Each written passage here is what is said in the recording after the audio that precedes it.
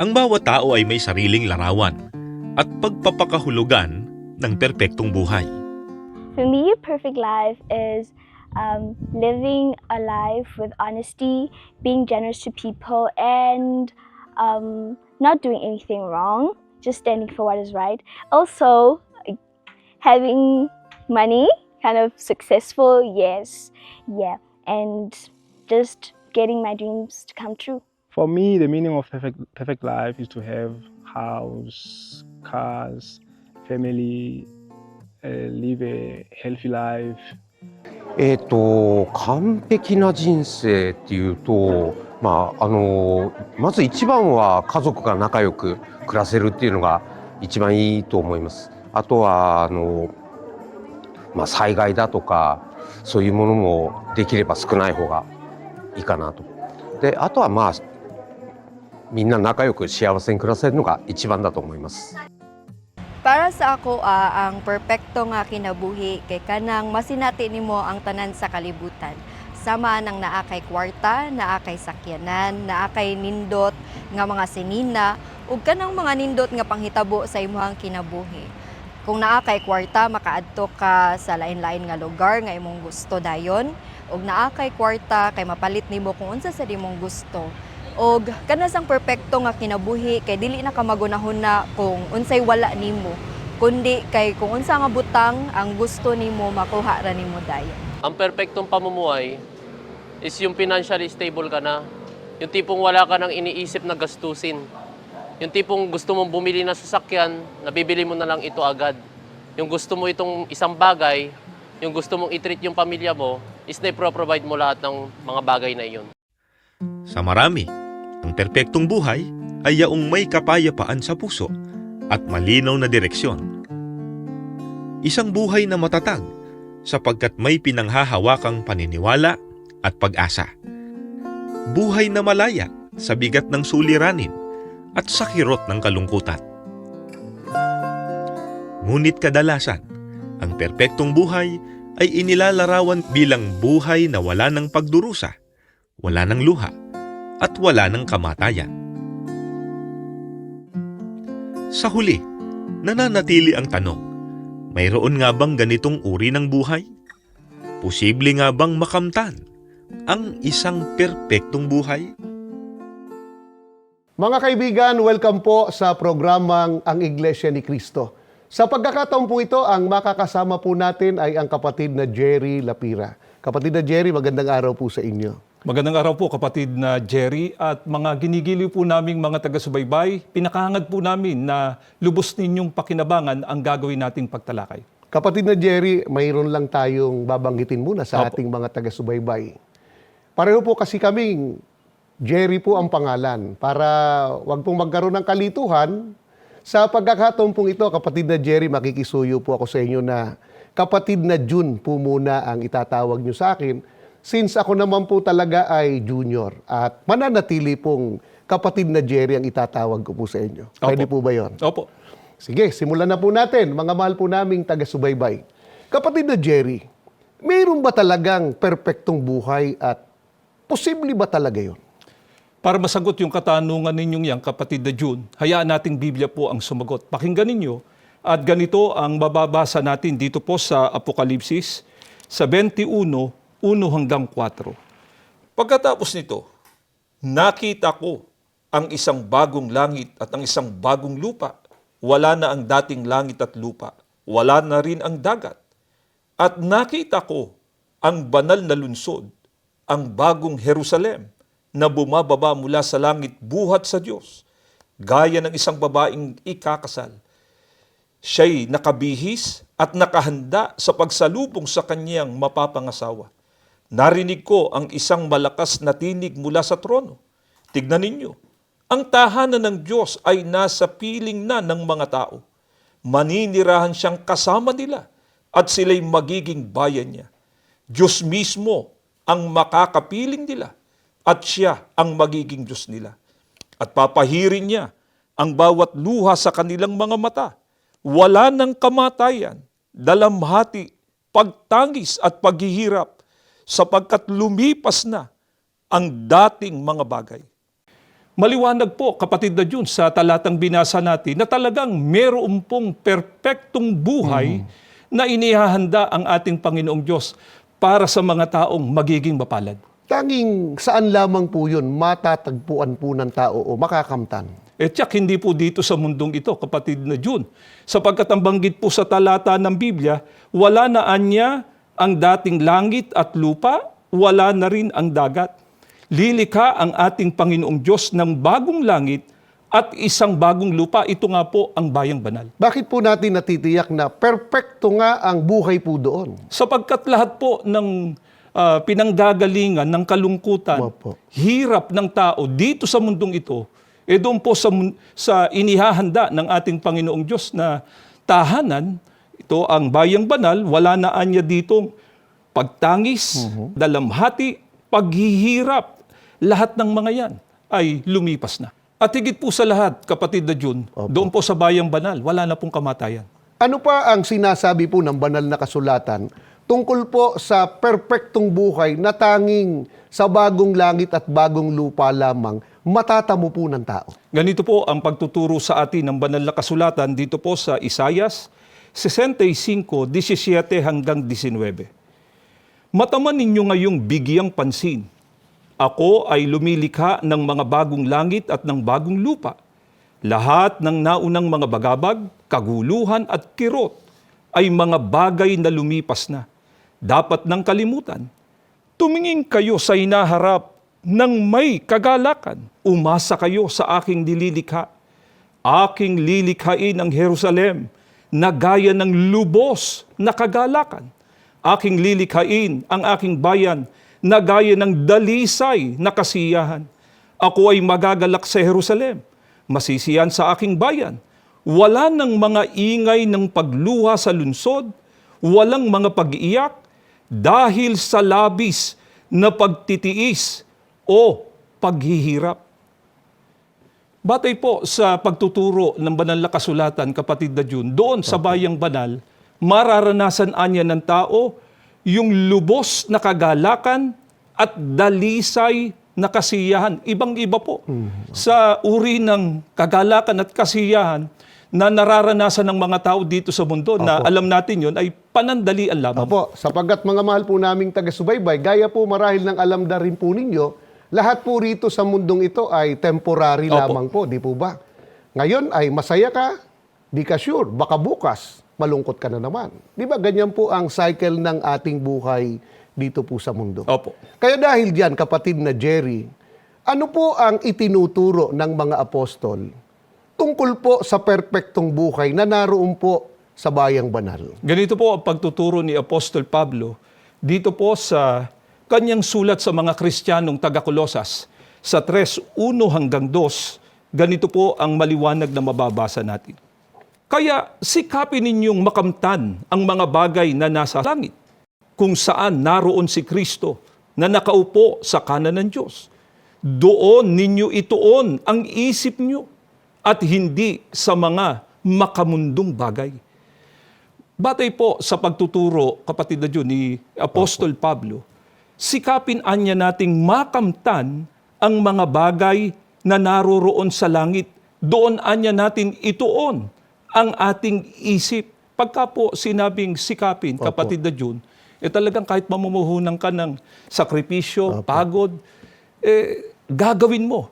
Dahil sa paghahangad mo na mata mo yung karapatan para makapanirahan doon po sa langit. Opo, para matamo yung perpektong buhay. Opo. Pero teka muna, kapatid na Jerry, hindi ba't yan naman talaga ang gusto po ng tao? Opo. Kaya nga ang tao ay nagre-relihiyon. Di po ba, mga mahal po naming taga-subaybay?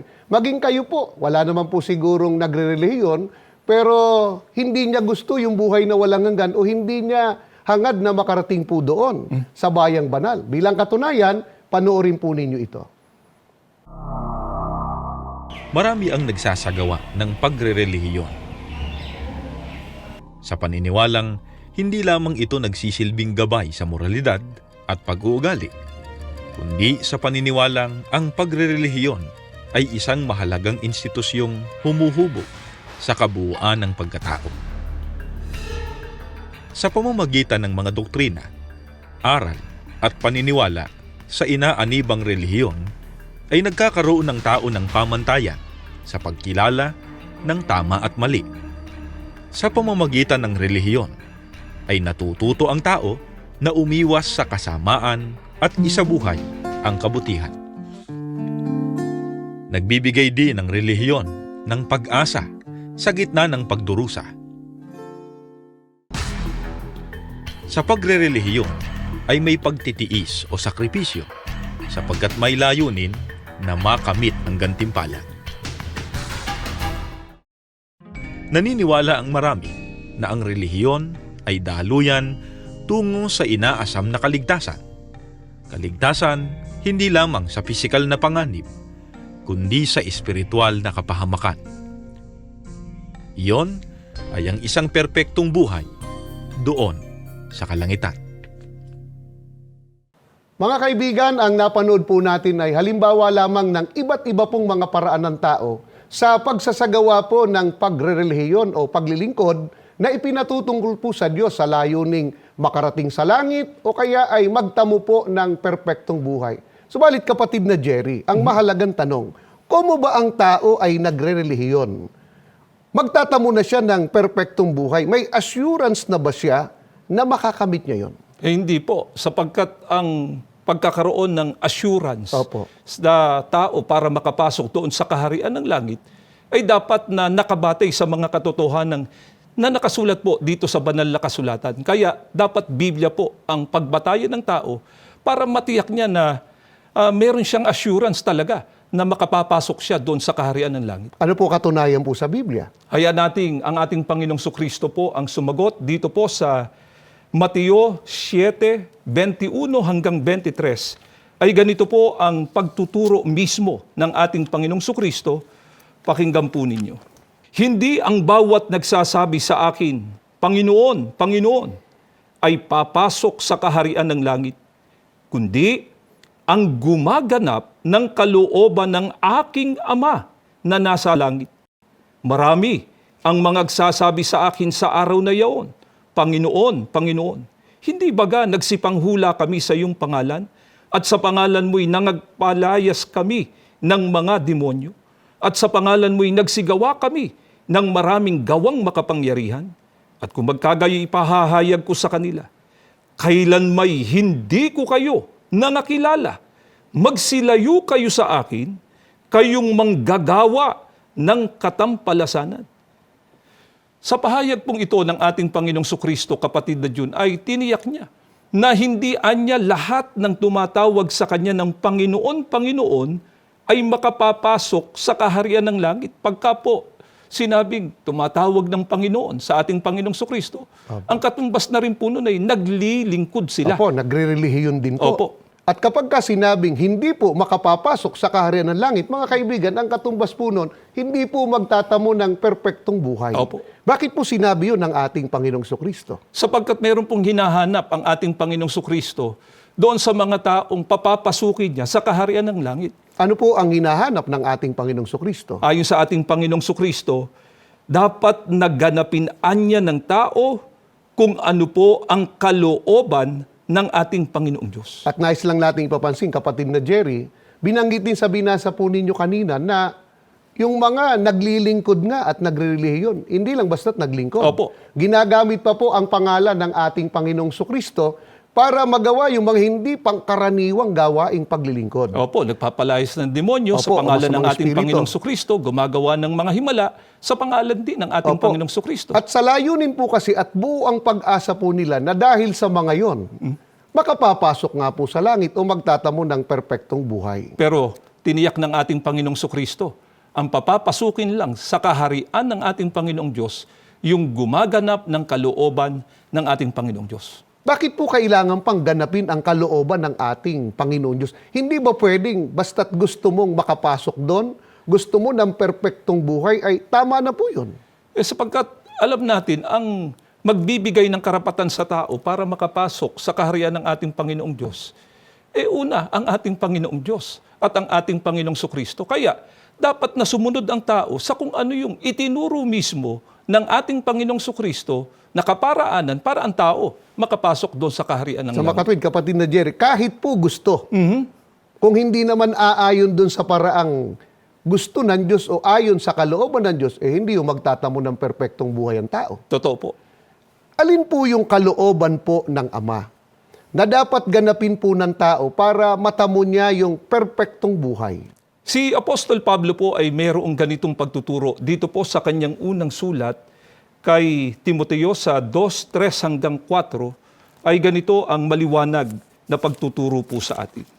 Ito'y mabuti at nakalulugod sa paningin ng Diyos na ating tagapagligtas, na siyang may ibig, na ang lahat ng mga tao'y mangaligtas at mga kaalam ng katotohanan. Batay po sa pagtuturo ni Apostol Pablo, ay gusto talaga ng ating Panginoong Diyos na ang tao ay magtamo po ng kaligtasan. Ayaw ng ating Panginoong Diyos na mapahamak ang tao. Gusto po ng ating Panginoong Diyos na makapiling ang mga tao doon sa bayang banal o sa langit. Gusto ng Diyos na mataglay po o matamo ng tao yung perpektong buhay po. Opo. Subalit, para matamo yun ng tao, ay may kinakailangan siyang malaman. Kung ano po yung dapat na malaman ng tao, ang banggit sa talata ng Biblia, yun anyang katotohanan. Alin po yung katotohanan na napakahalaga po nun na malaman po yun ng tao kasi yun din ang kalooban po ng Diyos upang ang tao ay magtamo po ng perpektong buhay, katumbas po ay magkaroon ng kaligtasan. Ang Panginoong Sukristo po ay may ganitong pagtuturo. Mababasa po natin yan dito po sa Juan 17 at 9. Ay ganito ang maliwanag na mababasa po natin. Kaya't muling nagsalita si Jesus, buong katotohanan ang sinasabi ko sa inyo. Ako ang pintuan ng kulungan ng mga tupa. Ako ang pintuan.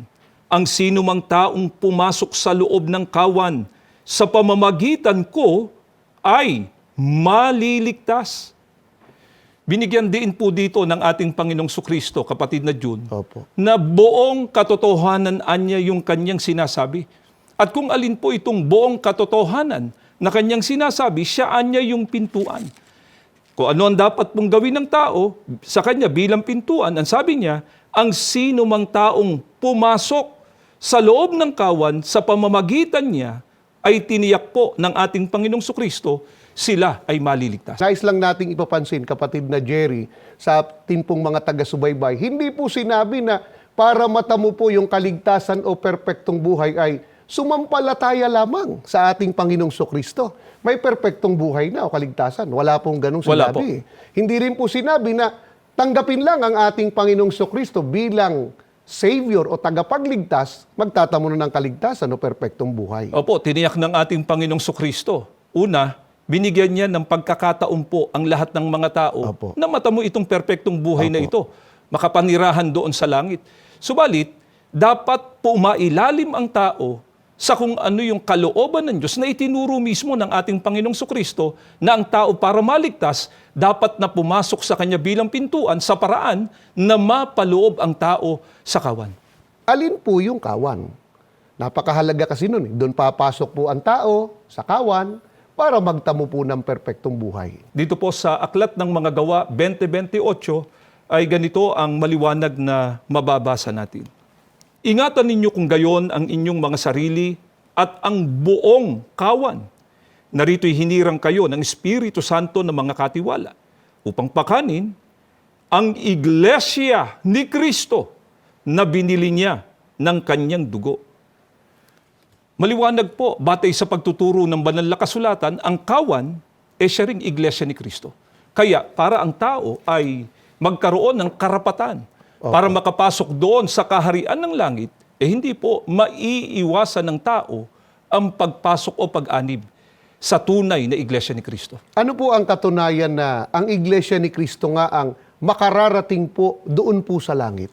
May ganitong pagtuturo naman si Apostol Pablo sa Hebreo 12, 22 hanggang 23, pakinggan po ninyo. Subalit kayo ay nakarating na sa katotohanan.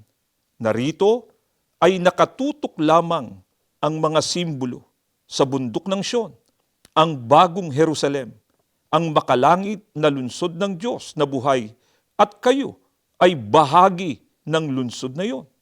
Nakisama kayo sa milyong-milyong mga anghel na nagdiriwang sa harapan ng Diyos sa makalangit na santuaryo, ang tunay na iglesia ni Kristo na ang mga pagkakakilanlan ay nakaimbak sa langit, kayo ay nakarating na sa Diyos. Batay po sa pagtuturo ng banal na kasulatan, yun anyang mga tao na kasama na maninirahan doon sa lungsod o sa bayang banal, sila anya yung mga kaanib sa tunay na iglesia ni Kristo. Kaya tiyak na tiyak po, kapatid na June, na ang mga taong makararating doon sa bayang banal, makararanas ng perpektong pamumuhay, ay ang mga kaanib po sa iglesia ni Kristo. Mga mahal po naming taga-subaybay, ito pong pinag-aaralan natin, hindi po namin ito sariling turo o aral. Yan po ay aral at pagtuturo na nakasulat po sa Biblia. Binasa nga po sa atin ng kapatid na Jerry. Kapatid na June at mga minamahal po naming mga taga-subaybay, pinakahangad po namin na kayo man po ay magtamo ng ganitong matibay na pag-asa sa pagkakamit ng perpektong buhay. Kaya hindi po kami nagsasawang anyayahan kayo. Magsuri po sa mga aral na sinasampalatayanan namin dito po sa Iglesia ni Cristo. Nawa po ay nakatulong po sa inyo ang episode na ito ng programang Ang Iglesia ni Cristo, lalo na po sa ginagawa po ninyong pagsusuri.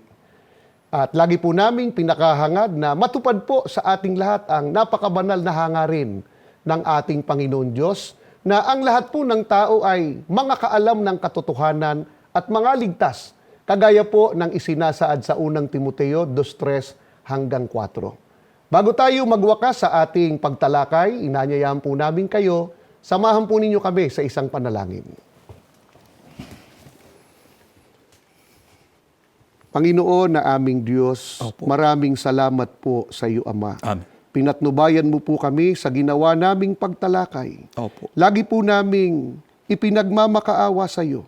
Makatulong nawa ang programang ito upang magabayan po ang aming mga taga-subaybay Opo. sa ginagawa pong pagsusuri. Magawa po ang tamang pagpapasya upang magtamo po ng perpektong buhay. Ito po ay sa paraang makasama po namin sila maging kaanib sa tunay na iglesia ni Kristong ito. Pagpalain mo po ang kabuuan ng iglesia ni Kristo Opo. sa pangunguna po ng aming pinakamamahal na tagapamahalang pangkalahatan. Opo. Hinihiling po namin ang lahat sa pangalan po ng aming Panginoong Hesukristo. Amen. Amen.